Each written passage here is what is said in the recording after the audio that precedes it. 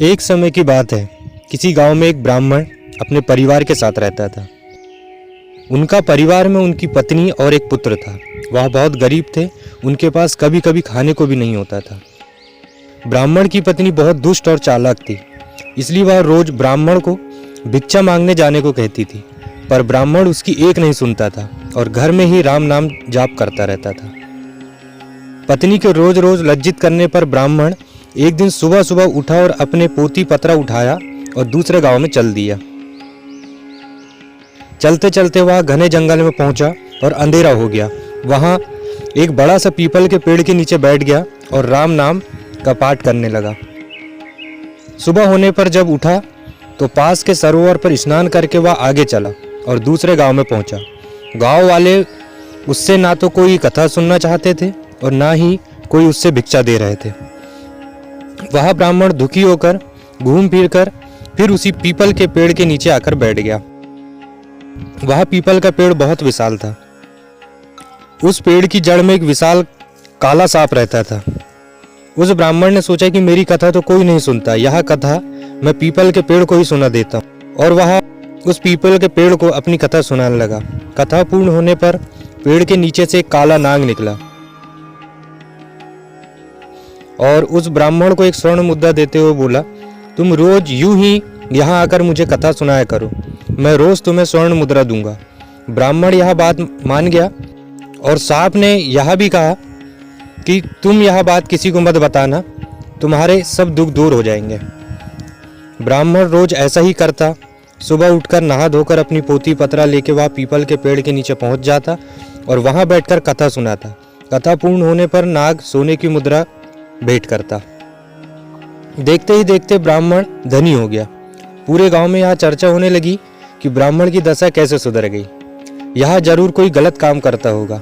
ब्राह्मण को लोगों की बातों से कोई फर्क नहीं पड़ता था, वह नित्य अपना यही कार्य करता रहता था। एक दिन गांव की कुछ औरतें ब्राह्मणी के पास गई और उसने पूछने लगी कि आपके पति इतने धनवान कैसे हो गए, वह रोज कहाँ जाते हैं और रोज उनकी कथा कौन सुनता है।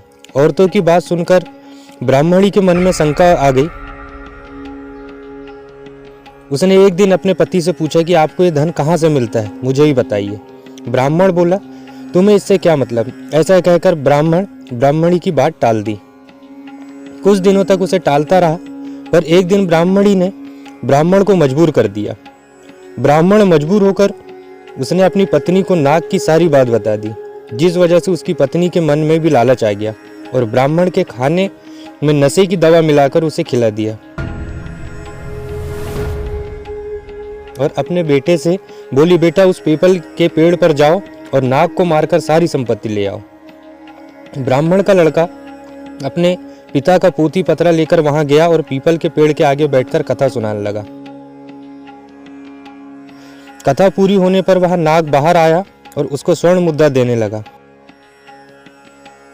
तभी ब्राह्मण के बेटे ने कुल्हाड़ी से नाग पर वार कर दिया, जिससे नाग की पूंछ कट गई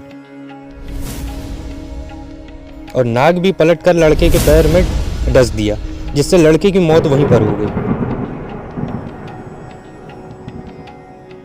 इधर जब ब्राह्मण उठा तो उसने देखा कि उसके पोती पतरा गायब है। वह समझ गया कि कुछ गड़बड़ है। वह जल्दी से पीपल के पेड़ के पास गया तो देखता है कि उसका लड़का वहां मरा पड़ा हुआ है।